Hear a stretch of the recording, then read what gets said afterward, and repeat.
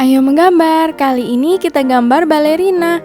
Gambar dulu bagian wajahnya, ada mata, mulut, dan alis.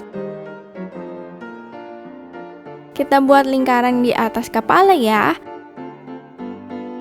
Dan beri garis menyamping seperti ini. Mulai gambar bagian badannya. Gambar tangan dengan bentuk seperti ini. Kita gambar rok tutunya melebar seperti payung.